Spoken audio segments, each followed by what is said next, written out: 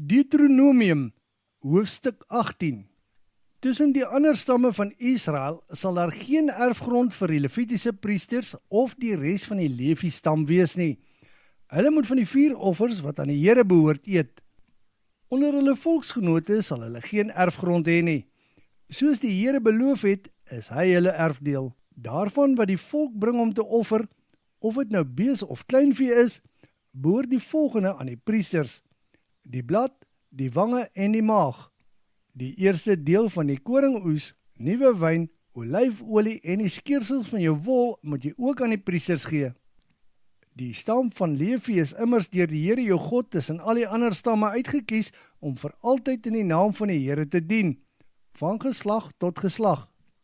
Indien 'n Leviet uit vrye wil besluit om te verhuis van die dorp waar hy tussen julle as vreemdeling bly, na die plek waar die Here sal kies, en hy dan daar diens doen soos die res van sy stam in die naam van die Here sy God, moet hy ook sy deel kry om van te eet.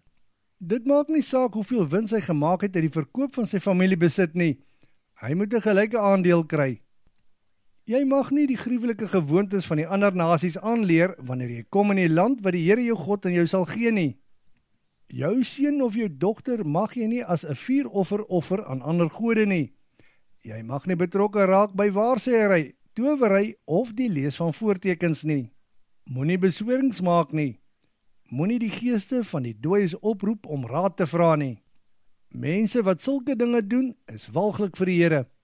Dit is juis oor hierdie walglike dade dat die Here jou God hierdie nasies voor jou uitdryf. Voor die Here jou God moet jy opreg wees. Al hierdie nasies wat jy gaan verdryf, hou hulle besig met golery en waarsêery en raadpleeg sulke mense. Maar die Here jou God laat jou nie toe om sulke dinge te doen nie. Uit jou volk sal die Here jou God vir jou 'n profeet verwek, 'n mede-Israeliet soos ek. Julle moet na hom luister.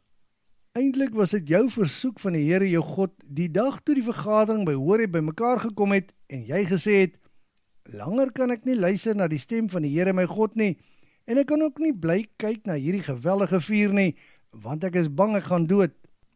En die Here het vir my gesê: wat hulle gesê het, vind ek goed.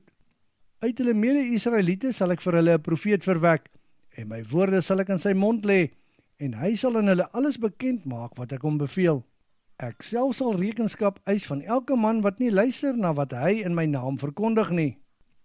Indien daar egter 'n profeet is wat vermetel genoeg is om iets in my naam te verkondig, terwyl ek hom nie gestuur het nie, of wat in die naam van 'n ander God spreek, moet daardie profeet doodgemaak word. En as jy by jouself wonder, hoe sal ek kan onderskei wat die Here nie gesê het nie? Indien 'n profeet iets in die naam van die Here verkondig wat nie uitkom nie, is dit nie iets wat die Here gesê het nie. Daardie profeet het dit in sy eie vermetelheid gespreek, en jy hoef hom nie te vrees of jou aan hom te steur nie.